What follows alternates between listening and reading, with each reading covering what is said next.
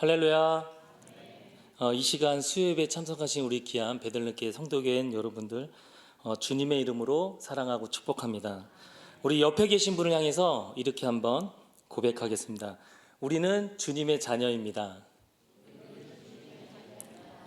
우리는 아무것도 두렵지 않습니다. 제가 지금 아무것도 두렵지 않다라고 이야기했는데 사실 제가 좀 두려운 것이 있습니다. 제가 올 초 2월쯤에 이 자리에 섰습니다. 이 자리에 섰는데 그때 제가 제일 싫어하는 것이 공부라고 이야기를 했었습니다. 그런데 동반자가 한 명이 있어서 제가 좀 용기를 내겠다고 성도들한테 이야기를 했는데 그 용기가 사라졌습니다. 왜냐하면 그분이 얼마 전에 합격을 했기 때문에 제가 두려움이 좀 생겼습니다. 그래서 모두 축하해주고 기뻐해줬는데 물론 저도 축하해주고 기뻐했는데 제 얼굴은 웃지 않고 있었습니다. 그래서 너무 이게 떨리고 이래서 사실상 제가 내년에 보는 6월 달에 보는데 6월 달에 같이 보기를 원했습니다. 근데 이제 목사님께서 한 번만 더 떨어지면 사임하라고 했는데도 저는 그것을 기억하지 못하고 그래도 같이 보기를 원했는데 붙었더라고요. 그래서 축하해주고 좋아해줬지만 또 그래서 약간 좀 두려운 마음이 있었습니다. 저를 위해 기도해 주시기 바랍니다. 내년 6월 달입니다. 얼마 남지 않았습니다. 하지만 주님께서 이 시간 저와 여기 앉아 계신 여러분들에게 이 예배 위에 함께 하실 줄 믿습니다. 그러므로 제가 담대하게 믿음으로 나아가서 용기를 내서 잘 한번 해보겠습니다. 여러분들도 두려움이 있더라도 담대하게 나아가시길 소망드립니다. 오늘 우리는 예수 그리스도를 사모하며 주님 앞에 나온 줄 믿습니다. 영적 싸움에서 승패는 언제나 어떤 순간이라도 예수 그리스도만 바라보는 믿음이 있느냐 없느냐의 문제인 것 같습니다. 우리가 예수 그리스도를 바라볼 수 있는 믿음이 확실하다면 그 사람은 절대 실패하지 않습니다. 어떤 인생의 환난과 역경이 있더라도 예수 그리스도와 함께하는 자는 환난과 역경을 이겨내게 되는 것입니다. 이런 역사가 오늘 예배하는 우리의 삶에 이 자리에 임하시길 소망합니다. 오늘 말씀을 살펴보면 오병이어의 기적이 일어난 후에 예수님께서는 산에서 따로 기도하시고 제자들은 가버나움으로 배를 타고 건너가고 있었습니다. 이때 캄캄한 밤이었던 것으로 오늘 본문의 말씀은 기록합니다. 17절입니다. 배를 타고 바다를 건너 가버나움으로 가는데 이미 어두웠고 예수는 아직 그들에게 오시지 아니하였더니. 그리고 얼마 지나지 않아서 제자들이 탄 배에 큰 바람이 불어 파도가 일어나게 됩니다. 그때 역시 제자들도 큰 두려움에 놀라고 있었습니다. 이 큰 바람과 파도를 이겨내기 위해서 제자들은 노를 저어서 벗어나려고 했지만 자신들의 힘으로는 역부족임을 깨닫게 됩니다. 제자들은 이제 죽음이라는 두려움 앞에 자신들의 배를 맡겨야 했습니다.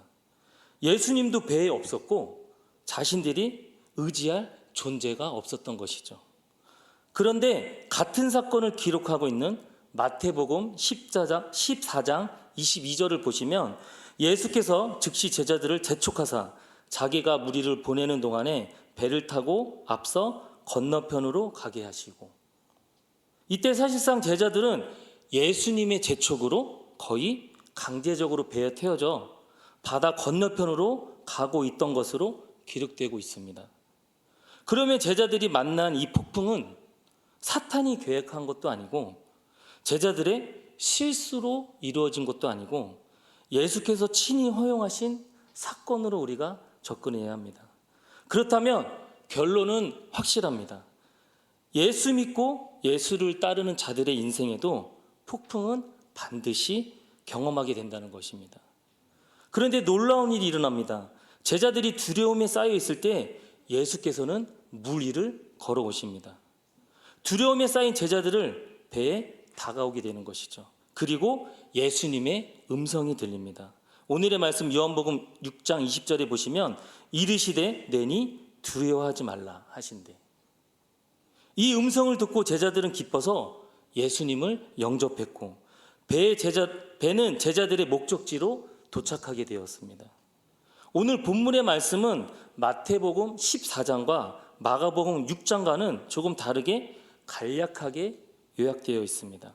그런데 오늘 본문의 내용은 놀랍게도 간단하면서도 중요한 메시지를 정확하게 전달하고 있습니다. 저는 그것을 두려워하지 않는 믿음이라고 말하고 싶습니다. 그래서 이러한 두려워하지 않는 믿음에 대해서 오늘 본문의 말씀은 세 가지로 설명하고 있습니다. 첫 번째로 우리의 인생은 원하지 않아도 어두운 시기가 반드시 있습니다. 배를 타고 항해를 한다는 것은 인생에 비유하게 되면 인생은 때로 우리 자신이 전혀 예상하지도 원하지도 않는 어두움의 시기가 있다는 것을 알 수 있습니다. 우리가 인생을 살다가 어느 날 갑자기 감당할 수 없는 파도와 풍랑을 만나게 되면 우리는 두 가지 심리적인 경험을 갖게 되는 것입니다. 하나는 버림받음의 느낌이며 또 하나는 홀로됨의 느낌입니다. 내가 하나님의 자녀로서 이런 고통을 당하는 것을 보면 하나님은 나를 버리신 것이 분명하다는 생각과 함께 이 고통 속에 처한 나를 아무도 이해하지 못하며 나는 홀로 남겨졌다는 생각이 들 때도 있습니다. 그때 우리는 도대체 하나님, 당신은 어디에 계십니까? 라고 이야기했던 경험이 제가 있습니다. 네. 내가 하나님의 자녀로서 이런 고통을 당했는데 여러분들도 한 번쯤은 하나님을 원망하는 경험이 있을 거라 저는 생각을 합니다. 이제 제가 운동을 했다라는 거는 이제 어느 정도 알고 있는 것 같습니다. 지금 베들레헴 교회 초등부가 좀 많이 부흥하고 있습니다. 그리고 성인반들도 지금 부부로 함께 오셔서 열심히 운동 참여하고 즐거워하는 또 팀들도 있습니다. 그래서 이 베들레헴 교회 램 FC를 위해서 기도해 주시기 바랍니다. 제가 이 얘기를 왜 했냐면 제가 운동을 했는데 제가 중학교 때였습니다. 저희는 어렸을 때부터 초등학교 때부터 지금까지 운동 생활을 하면서 기숙사 생활을 했습니다. 그런데 중학교 때는 매일 하루도 빠지지 않고 맞았습니다. 그러니까 선배들한테 맞은 거죠. 그런데 안 맞으면 오히려 잠이 안 옵니다. 왜냐하면 빨리 맞고 자는 게 좋은데 새벽 1시, 2시에 집합시켜서 때리면 그게 너무 힘들더라고요. 그래서 차라리 빨리 때리고 빨리 맞고 자고 싶었습니다. 그런데 한 번은 너무 맞아서 엉덩이가 이 운동복 하의랑 살과 붙었습니다. 피가 터져서 붙었는데 일부러 2시간을 세워둡니다. 그 채로. 그러면 엉덩이 살과 이 옷이 속 바지가 붙습니다. 그러면 이 떼는 고통은 너무나도 고통스럽습니다. 이게 뜨거운 물로 떼기도 어렵고 찬물로 떼기도 어렵고 일부러 그렇게 저희를 그때 당시에는 이런 체벌들이 너무나도 많았기 때문에 너무 힘들었습니다. 근데 또 어떨 때는 맥가이버 칼이라는 것을 혹시 알고 계십니까? 저렇게 생긴 맥가이버 칼인데 여기 계신 분들은 웬만하면 다 아실 거라 생각합니다. 그러니까 맥가이버 칼을 저희 손을 이렇게 펼치고 저 칼 끝을 대서 이렇게 합니다. 그리고 찔리면 다음 또 상대가 와서 그래서 제 손에 상처와 것들이 많습니다. 또 어쩔 때는 저희가 먹는 젓가락을 가지고 가스레인지 브루스타에다가 이렇게 달굽니다. 그래서 그거를 이렇게 허벅지나 이런 데 이렇게 찌릅니다. 그러면 이렇게 상처가 화상이 이렇게 나죠. 매일 이렇게 맞고 어려운 고통 속에 있었습니다. 저는 그래서 이 고통과 이 어려움이 초등학교 때부터 고등학교, 대학교 갈 때까지 계속 그런 고통의 생활을 해왔습니다. 인생은 이처럼 상황에 따라 어둠이 반드시 임하게 되어 있습니다. 아침에 태양이 떠오르고 저녁에 밤이 찾아오듯이 모든 인생의 삶도 또한 그렇게 반복되면서 세월이 흘러간다는 것을 여러분들도 알고 계십니다. 그런데 오늘 본문의 어두움은 이런 일상적인 어둠을 이야기하는 것이 아닙니다. 인간의 능력으로 감당하지 못하는 어둠의 문제를 의미하고 있는 것입니다. 사람의 능력으로 해결할 수 없는 일들이 우리의 삶에 임할 때 우리는 어떻게 해야 됩니까? 그리고 이러한 어둠의 문제가 이미 임했을 때는 우리는 이 문제를 어떻게 해결해야 합니까? 오늘 말씀은 예수님께서 기도하러 산에 올라가셨고 제자들은 자신들의 목적지를 향해서 가고 있음만을 말하고 있습니다. 다른 복음서와는 약간 다른 입장에서 이야기하고 있는 것이죠. 여기서 우리가 주목해야 할 문제는 예수님과 함께하지 않는 제자들의 모습인 것입니다. 그때 어둠이 다가온 것입니다. 이처럼 언제나 인생의 어둠의 문제는 우리의 삶에 반드시 찾아오게 되는 것입니다. 하지만 어둠의 문제를 해결할 수 있는 가장 근본적인 해결법은 예수님께 있음을 우리가 기억해야 합니다. 오늘 우리가 예수님과 함께 동행하고 있는가? 중요한 것은 예수님이 함께 하시느냐 하는 것입니다. 두 번째로는 그리스도와 함께하지 않은 삶은 두려움의 연속입니다. 이처럼 예수 그리스도와 함께하지 않은 인생을 감당하지 못하는 파도가 일어났을 때 두려움에 빠질 수밖에 없음을 우리가 기억해야 합니다. 예수 그리스도 없이 삶을 살아가는 인생은 언제나 감당하지 못하는 인생의 파도의 문제 앞에서 계속 넘어질 수밖에 없습니다. 제자들은 자신들의 힘으로 이러한 두려움의 문제를 해결하라고 했습니다.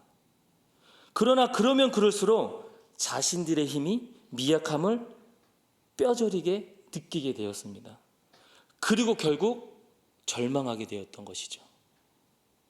이처럼 예수 없는 인생에 사는 영혼은 절망이라는 죄를 범할 수밖에 없는 존재인 것입니다. 그리고 제자들처럼 우리도 폭풍 속에 두려움이 떨 때 필요한 도움이 곧바로 오지 않을 수도 있는 것입니다.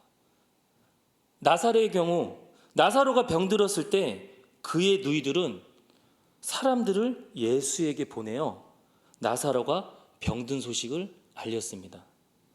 그런데 요한복음 11장 6절에 보시면 이때 예수님의 반응은 나사로가 병들었다 함을 들으시고 그 계시던 곳에 이틀을 더 유하시고, 주님은 바로 달려간 것이 아니라 이틀을 지체했다는 것입니다. 그리고 마침내 죽은 지 나흘이 되어 그의 무덤에 도착합니다. 왜 그렇게 했을까요? 치유의 기적보다 더 위대한 부활의 기적을 행하시기 위해서였습니다. 주님의 기다림은 목적이 있었던 것입니다. 그러므로 필요한 도움이 바로 오지 않는다고 해서 우리는 결코 실망할 필요가 없는 것입니다. 제자들이 오시지 않는 예수님을 생각하면서 두려움과 절망에 빠져 있을 때 예수님은 제자들을 지켜보고 있었습니다. 마가복음 6장 48절입니다. 바람이 거스름으로 제자들이 힘겹게 노젓는 것을 보시고. 그렇습니다. 이와 같이 예수님은 보고 계셨던 것입니다. 그리고 제자들을 위해 기도하고 계셨던 것입니다. 그리고 결정적인 사건에 예수님은 제자들에게 도움을 주신 것입니다. 우리가 인생에 어려움이 있을 때 또한 간절히 기도할 때 그렇게 도움을 구했는데 주님께서 응답을 들어주지 않을 때가 있습니까? 제가 지난번 설교 때 자살했던, 이게 자랑은 아닌데 자꾸 이야기하네요. 예, 경험이 있다고 이야기를 했습니다. 그리고 그 순간 누군가의 전화를 받고 제가 삶을 다시 이어갔다고 이야기했습니다. 그래서 그때는 제가 이야기하지 않았습니다. 그때. 왜냐하면 울 것 같아서 이야기를 못했습니다. 오늘 밝히겠습니다. 저에게 그때 전화 온 사람은 지금 저희 아내인 장모님에게 전화가 왔던 것입니다. 그런데 저희 장모님은 저희 교제를 반대했었거든요. 그리고 제가 헤어지고 나서 파티를 열었다고 제가 이야기했잖아요. 제가 워낙 신앙생활도 없었고 또 교회 생활도 잘 안 했기 때문에 또 좋아했던 거죠. 그런데 헤어지고 나서 6개월 후에 전화가 오신 거예요.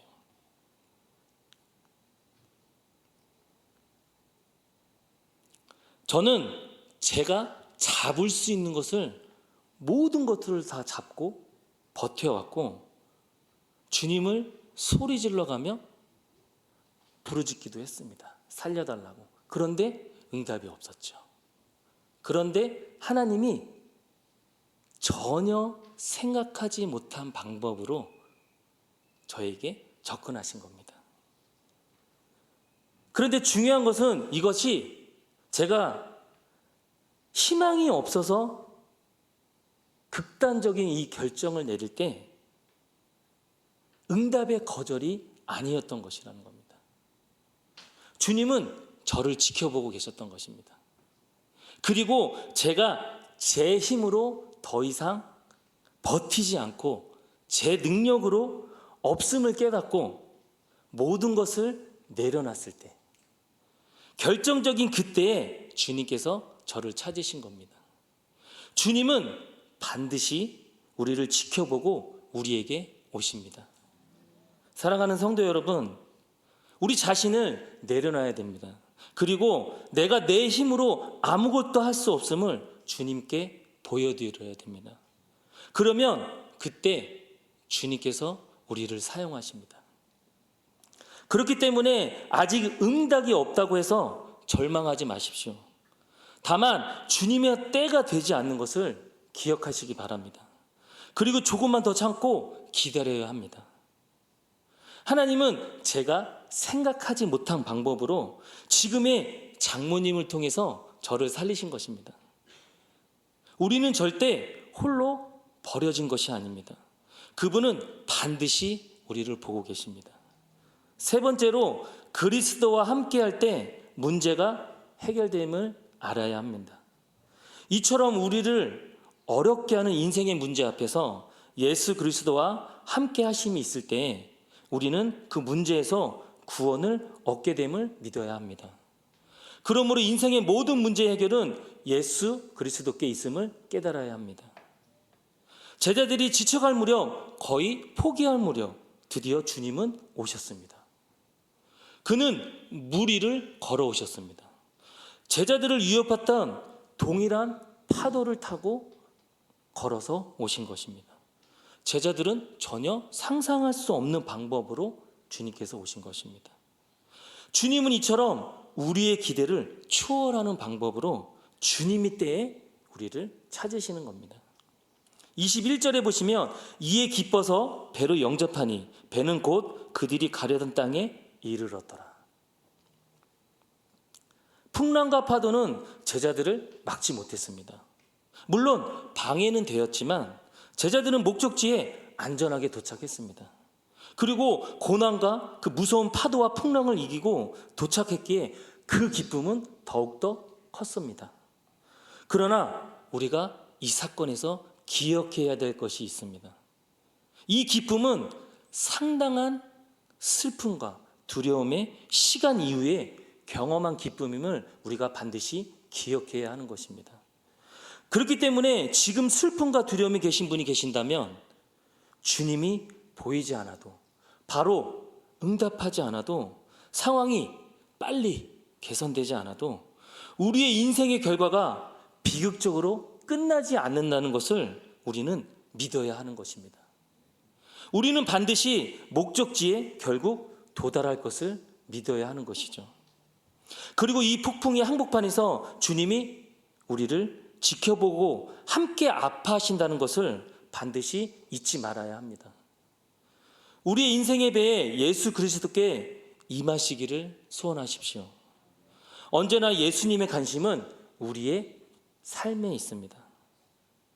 그러므로 이토록 우리의 삶의 터전에 관심이 많으신 예수 그리스도께서 우리의 배에 함께 하시려 할 때에 영접해드리고 환영해드릴 때에 인생의 모든 역경과 환난을 이겨내고 우리의 삶의 목적지에 도착하는 역사가 있게 될 줄 믿습니다.